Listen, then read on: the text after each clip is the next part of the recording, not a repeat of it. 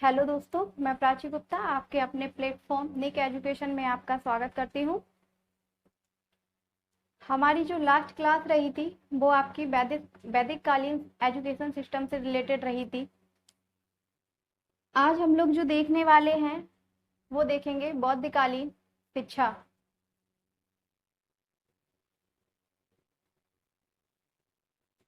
बौद्ध कालीन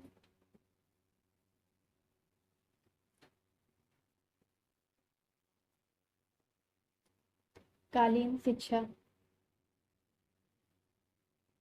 जिस प्रकार से हमने वैदिक कालीन शिक्षा व्यवस्था में देखा था कि वैदिक कालीन शिक्षा व्यवस्था का आपका उद्देश्य क्या था, वैदिक कालीन शिक्षा व्यवस्था का अर्थ का क्या था, क्या उसकी विशेषताएं थी, क्या उसके उद्देश्य थे। ठीक है, उसी प्रकार हम लोग यहाँ पे बौद्ध कालीन शिक्षा में देखेंगे कि बौद्ध कालीन शिक्षा का अर्थ क्या था,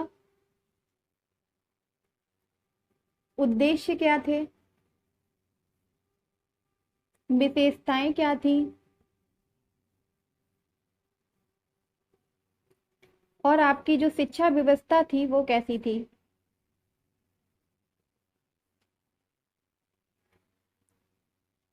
बौद्धकालीन शिक्षा व्यवस्था का अर्थ क्या था, उद्देश्य क्या था, क्या विशेषताएं रही हमारी, क्या एजुकेशन सिस्टम था, कौन कौन से संस्कार किए जाते थे। जिस प्रकार से हमने आपको बताया वैदिक कालीन शिक्षा व्यवस्था में आपका प्रारंभिक शिक्षा के दौरान विद्या आरंभ संस्कार होता था, जिसे हम लोग चूड़ाकर्म संस्कार के नाम से भी जानते थे, तथा जब गुरुकुल में प्रवेश करता था तो उपनयन संस्कार की व्यवस्था थी, और गुरुकुल से जब गृहस्थ जीवन में वापस आता था तो हम लोगों ने एक संस्कार पढ़ा था, वो था आपका समापवर्तन संस्कार।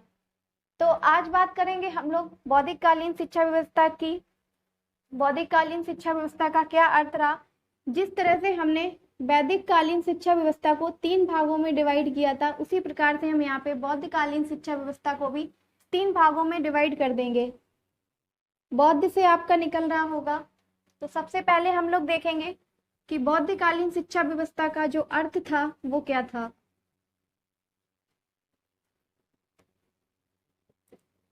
वही सामान्य सी बात, कालीन से आपका काल निकलेगा या फिर समय निकलेगा। तो ऐसा समय जब बालकों को बौद्ध धर्म से संबंधित शिक्षा दी जाती थी, तो उस प्रकार की शिक्षा हमारी क्या कहलाती थी, बौद्ध कालीन शिक्षा कहलाती थी। ऐसा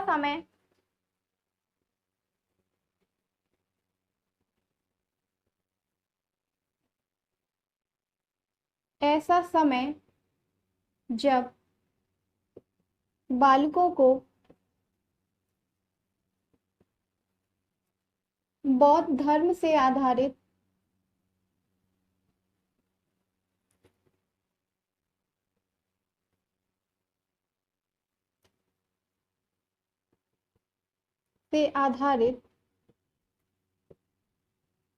शिक्षा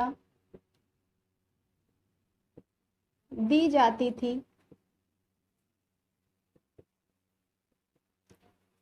ऐसी शिक्षा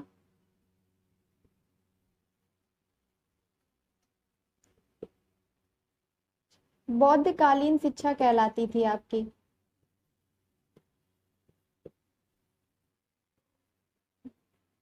शिक्षा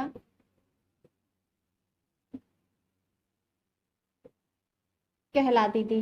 ठीक है, जब वेदों पर आधारित शिक्षा दी जाती थी तो वो आपकी क्या कहलाती थी, वैदिक कालीन शिक्षा कहलाती थी। और जब हमें बौद्ध धर्म पे आधारित, बौद्ध धर्म से जुड़े, जब बौद्ध धर्म का प्रचार प्रसार करने के लिए या अपने धर्म को बढ़ावा देने के लिए जो शिक्षा दी गई थी आपकी, वो थी बौद्ध धर्म पर आधारित शिक्षा प्रणाली। ठीक है, तो ये तो हो गया हमारा सामान्य सा अर्थ। अब यहीं अगर हम बात करें बौद्धकालीन शिक्षा व्यवस्था के उद्देश्यों की,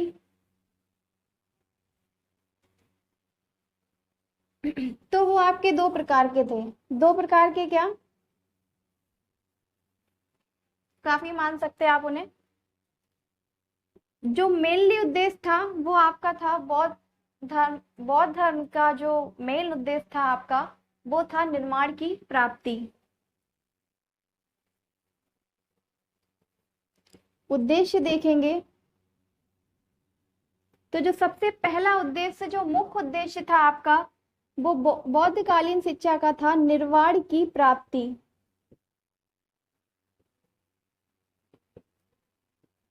निर्वाण की प्राप्ति, ठीक है। मतलब निर्वाण का मतलब जो सांसारिक आपकी मोह माया है उससे क्या, मनुष्य को दूर ले जाना, या फिर सत्य की प्राप्ति भी बोल सकते हो आप इसे, सत्य की प्राप्ति, निर्वाण की प्राप्ति, या कुछ लोग इसको मानेंगे कि जो सांसारिक मोह माया है उससे बालकों को या मनुष्य को दूर ले जाना। और जो आपका इसका उद्देश्य रहा बौद्धकालीन शिक्षा व्यवस्था का, तो वो एक उद्देश्य ये भी रहा कि धर्म का प्रचार प्रसार करना, धर्म का प्रचार प्रसार करना, ठीक है। एक उद्देश्य आपका ये भी था, जो वैदिक कालीन शिक्षा व्यवस्था रही आपकी, वो आपकी रही वर्ण व्यवस्था पर आधारित थी। उसमें शूद्रों को कहीं ना कहीं शिक्षा प्राप्त करने का अधिकार नहीं था। अगर आपसे पूछा जाए कि आपकी जो वैदिक कालीन शिक्षा व्यवस्था थी वो कैसी थी, समावेशी थी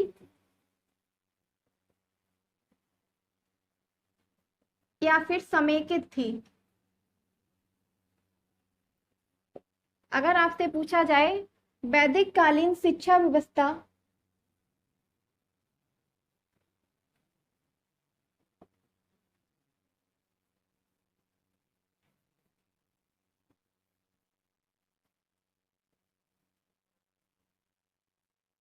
थी तो कैसी थी, समावेशी थी या फिर समेकित थी। तो आपको बता दें जो आपकी वैदिक कालीन शिक्षा व्यवस्था रही थी वो हमारी समेकित थी, और ये पहली शिक्षा व्यवस्था थी बौद्धकालीन शिक्षा व्यवस्था आपकी जो कि समावेशी थी। अब समावेशी और समेकित दोनों में माइनर सा अंतर रहता है। समावेशी मतलब रहता है बिना भेदभाव किए सभी प्रकार की जातियों को शिक्षा का अधिकार देना, कोई भी किसी भी प्रकार से किसी भी वर्ग का बालक शिक्षा से वंचित ना रहे, ये तो हमारी होती है समावेशी शिक्षा। समेकित में क्या होता है, सबको एक साथ पढ़ाया तो जाता है लेकिन सबकी अपनी अपनी रुचियों योग्यताओं के अनुसार सबका अलग अलग पाठ्यक्रम निर्धारित करना, सबको अलग अलग शिक्षण व्यवस्था उपलब्ध कराना, ठीक है। और समावेशी में क्या, सामान्य कक्षा में सामान्य स्कूल में सभी बच्चों को एक ही शिक्षण विधि के तहत शिक्षा उपलब्ध कराना क्या कहलाती है, हमारी समावेशी शिक्षा व्यवस्था। तो पूछा जाए वैदिक कालीन आपकी शिक्षा व्यवस्था कैसी थी, तो वो आपकी थी समेकित, और वहीं आपसे पूछा जाए जो बौद्ध कालीन शिक्षा व्यवस्था थी तो वो आपकी थी समावेशी। तो इसका एक और उद्देश्य लिखो, सभी के लिए शिक्षा, सभी के लिए शिक्षा, जो कि हमारी वैदिक शिक्षा व्यवस्था की सबसे बड़ी कमी रही थी कि उसमें सभी को शिक्षा प्राप्त करने का अधिकार नहीं था। वह जो कमी थी वो हमारी बौद्धकालीन शिक्षा व्यवस्था में दूर की गई तथा सभी के लिए शिक्षा की व्यवस्था का प्रावधान किया गया। नेक्स्ट जो आपका उद्देश्य रहेगा वो रहेगा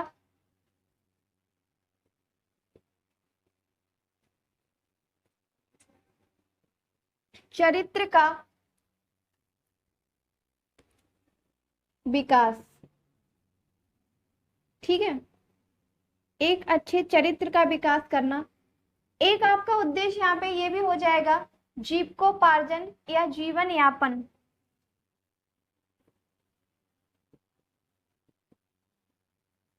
जीविकोपार्जन की शिक्षा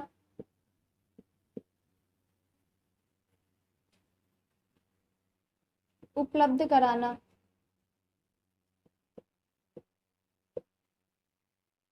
ठीक है। और भी हो जाएंगे आपके उद्देश्य जैसे कि राष्ट्रीय संस्कृति का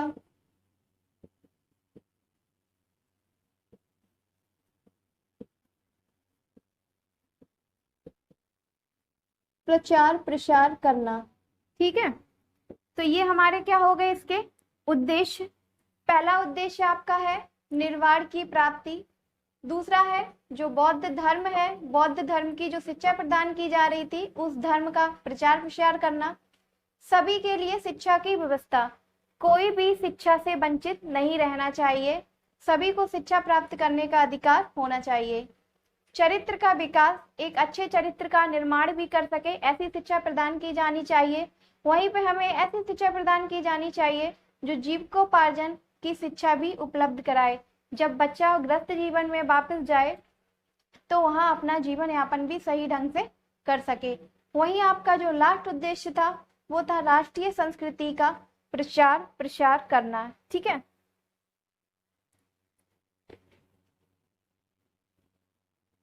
आप लोगों को करना कुछ नहीं है, बस कॉपी पेन लेके बैठना है और सिस्टमेटिक ढंग से अपने नोट्स तैयार करते रहना है, जो कि आपको एग्जाम टाइम में हेल्प करेंगे।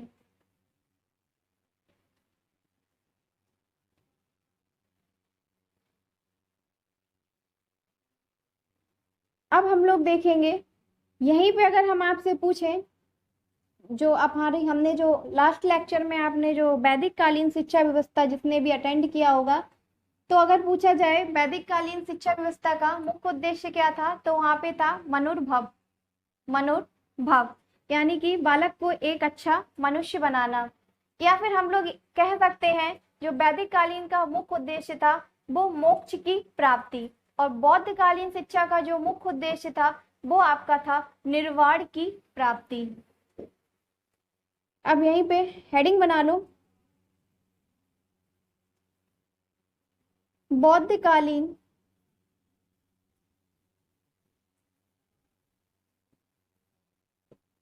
शिक्षा की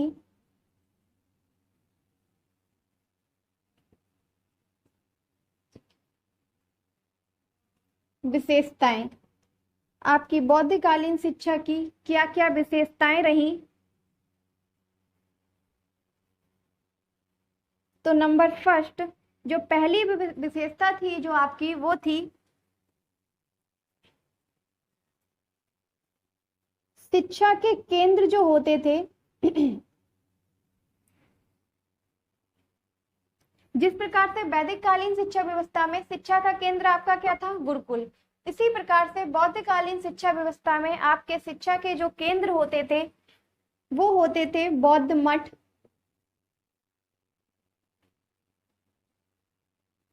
बौद्ध मठ, या फिर इन्हीं को हम लोग कहते थे बौद्ध विहार या फिर बौद्ध संघ, बौद्ध संघ। ठीक है, दूसरी विशेषता देखें तो वैदिक कालीन शिक्षा व्यवस्था में हम लोगों ने देखा था जो शिक्षा का माध्यम था वो आपकी थी क्या, संस्कृत भाषा, और जो बौद्धकालीन शिक्षा व्यवस्था में शिक्षा की जो माध्यम थी वो आपकी थी प्राकृतिक भाषा या फिर पाली भाषा। शिक्षा का माध्यम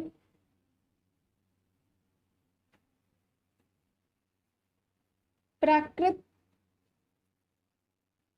भाषा या फिर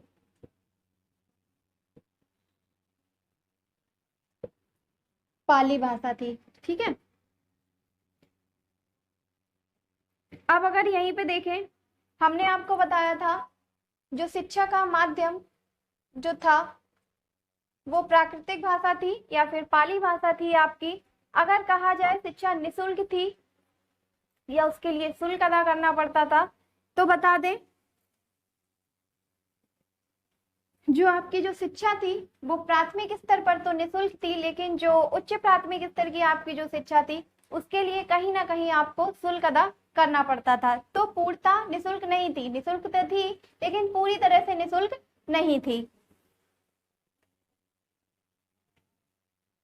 तो लिख लो निशुल्क शिक्षा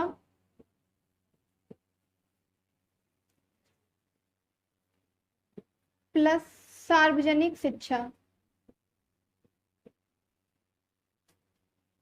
ठीक है,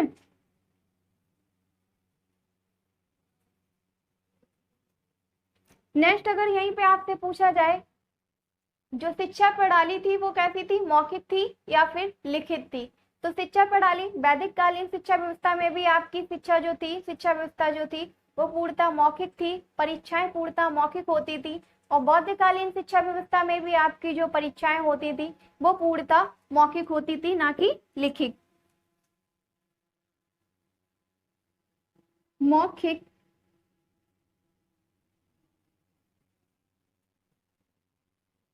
परीक्षा प्रणाली का प्रावधान। ठीक है,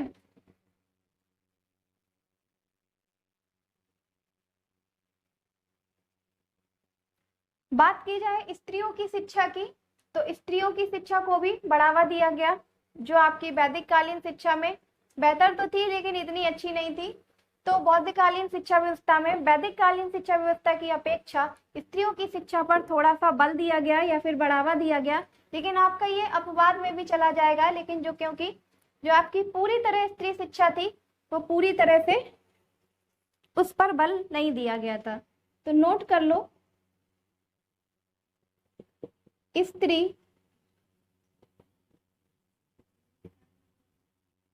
शिक्षा को बढ़ावा, स्त्री शिक्षा को बढ़ावा। ठीक है,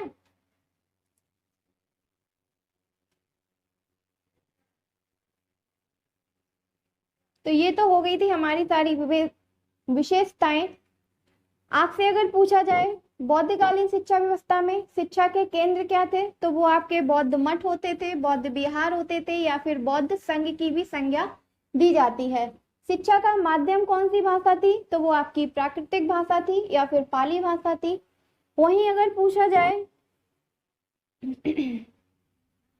शिक्षा कहाँ पे दी जाती थी, तो बौद्ध मठों एवं बौद्ध विहारों में। अगर आपसे पूछा जाए जो शिक्षा जो थी वो कितने भागों में विभाजित की गई थी, वैदिक कालीन शिक्षा व्यवस्था में हमने आपको बताया था जो शिक्षा जो थी आपकी दो भागों में विभाजित की गई थी। एक आपको दी जाती थी परा शिक्षा और एक आपको दी जाती थी अपरा शिक्षा। परा शिक्षा को ही हम लोग बोलते हैं धार्मिक शिक्षा और अपरा शिक्षा को हम लोग बोलते थे लौकिक शिक्षा। तो बौद्धकालीन शिक्षा व्यवस्था में भी यही प्रावधान था, शिक्षा व्यवस्था को दो भागों में विभाजित किया गया था।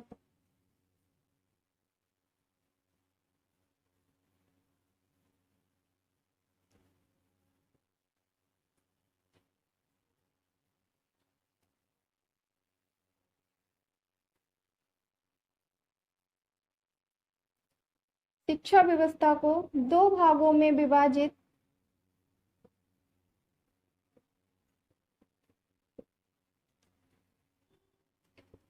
किया गया था। एक आपकी थी परा शिक्षा,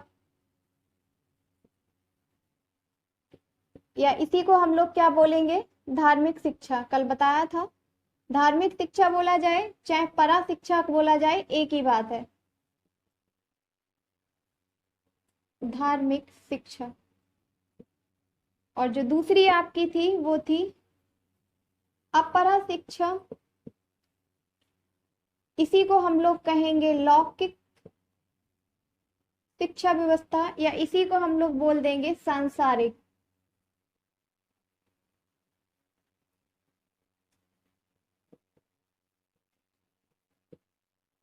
ठीक है, परा धार्मिक शिक्षा के अंतर्गत जो धर्म से रिलेटेड जो शिक्षा दी जाती थी वो धार्मिक शिक्षा के अंतर्गत आती थी आपकी, और लौकिक शिक्षा के अंतर्गत जो सांसारिक शिक्षा दी जाती थी जिससे हम अपना जीवन यापन कर सकें, जो हमें आगे व्यवसायिक जीवन में यूजफुल रहे हमारे लिए, जो वो शिक्षा दी जाती थी वो उसे हम लोग कहते थे लौकिक शिक्षा या फिर सांसारिक शिक्षा।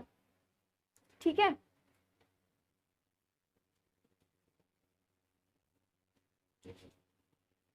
बात की जाए अगर आपके बौद्धकालीन शिक्षा के प्रवर्तक कौन थे, तो वो आपके थे महात्मा बुद्ध। सबने सुना होगा उनके बारे में।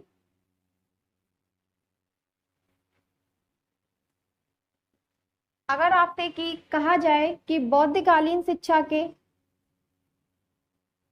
प्रवर्तक कौन थे?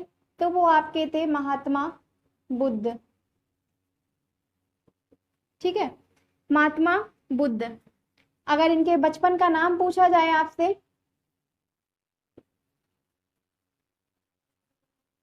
बचपन का नाम, तो क्या था इनका? सिद्धार्थ। पता होगा सभी को, बचपन का नाम सिद्धार्थ था। पिता का नाम पूछा जाए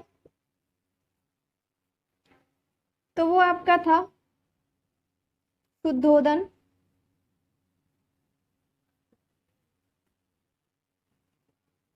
माता का नाम जो था वो आपका था माया देवी, या फिर कहीं कहीं हमें महामाया भी देखने को मिलता है। ठीक है, इनकी जो पत्नी थी वो यशोधरा थी।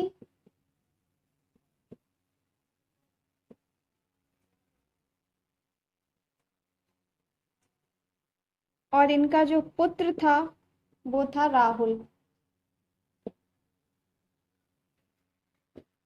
तो बौद्धकालीन शिक्षा के अगर आपसे प्रवर्तक पूछे जाएं तो वो आपके थे महात्मा बुद्ध। और महात्मा बुद्ध के ही बचपन का नाम था क्या? सिद्धार्थ। पिता का नाम था इनका शुद्धोदन, माता थी माया देवी, पत्नी यशोधरा थी और पुत्र थे राहुल।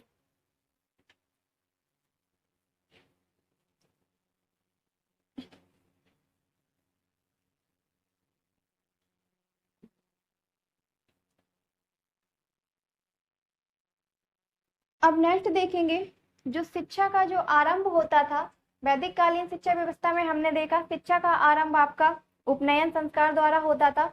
उसी प्रकार बौद्धकालीन शिक्षा व्यवस्था में आपका जो शिक्षा का आरंभ होता था वो प्रवज्जा या फिर पवज्जा संस्कार द्वारा होता था। शिक्षा का आरंभ होता था आपका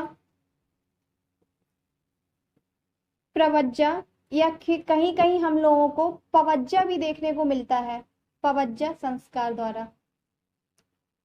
यही आपसे पूछा जाए प्रवज्जा या फिर पवज्जा का अर्थ क्या होता है, तो पवज्जा का जो अर्थ होता है वो होता है बाहर ले जाना, बाहर ले जाना। ठीक है, अर्थात, और वहीं उपनयन संस्कार में हमने उपनयन का जो अर्थ देखा था वो क्या था आपका? उपनयन संस्कार में उपनयन का जो अर्थ था वो था समीप, यानी गुरु के समीप ले जाना। ठीक है, और जो हमारा प्रवज्जा या पवज्जा संस्कार में जो आपका अर्थ है वो है क्या? बाहर ले जाना, या फिर शिक्षा के लिए, अर्थात शिक्षा के लिए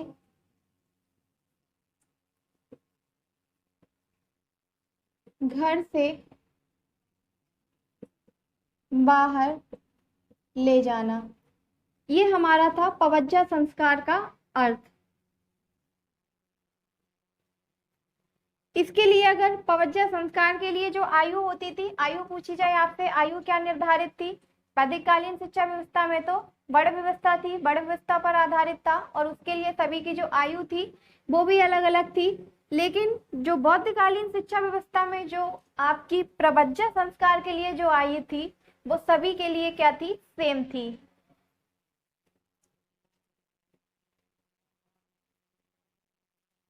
तो लिखो पवज्जा संस्कार या फिर प्रवज्जा संस्कार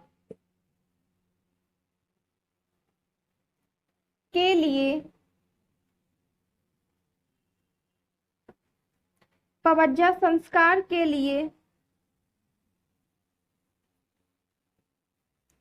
कहीं कहीं आपको 6 वर्ष भी देखने को मिलती है और कहीं कहीं आपको 8 वर्ष भी देखने को मिलती है।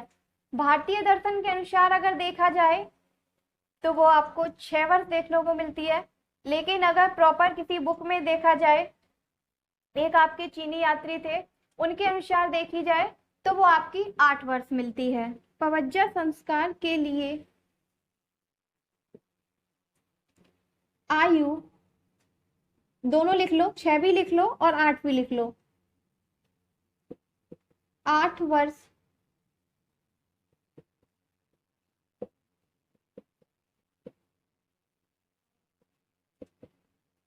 निर्धारित थी।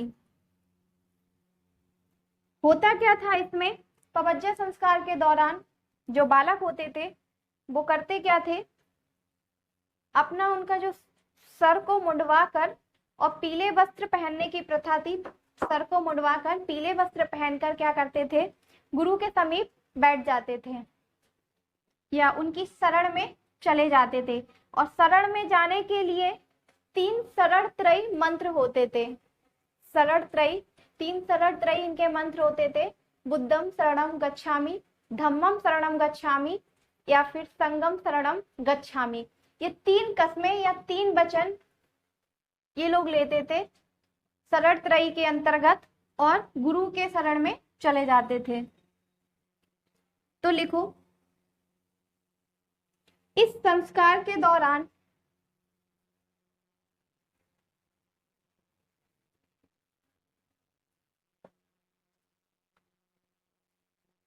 इस संस्कार के दौरान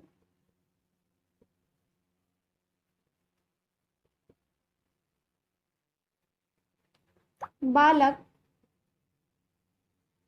इस संस्कार के दौरान बालक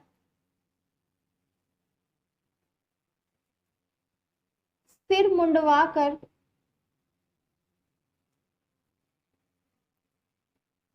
सिर मुंडवाकर पीले वस्त्र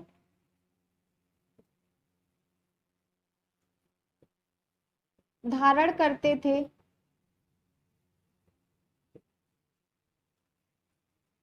पीले वस्त्र धारण करते थे तथा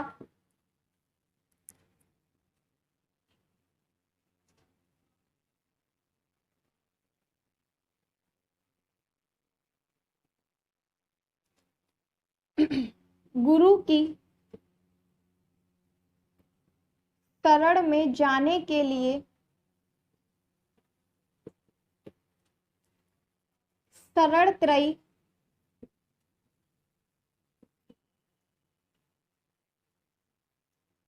शरण त्रयी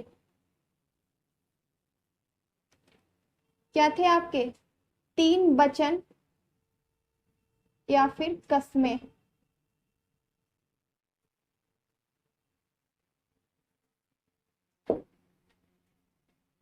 का उच्चारण करते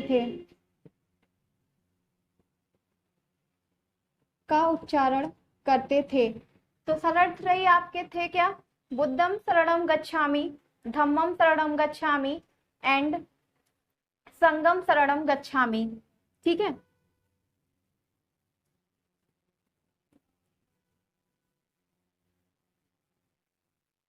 तो नोट कीजिए, पहला बुद्धम शरणम गच्छामि शरण त्रयी,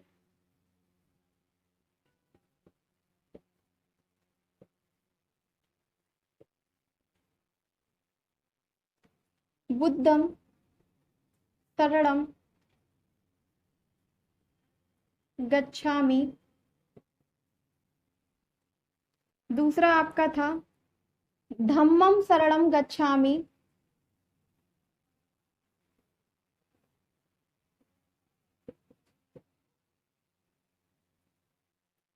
तीसरा आपका था संगम शरणम गच्छामि।